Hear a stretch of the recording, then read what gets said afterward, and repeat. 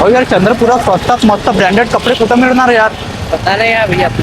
यार चंद्रपुरात स्वस्तात मस्त कपडे कुठं मिळणार? माहित नाही रे मित्रा.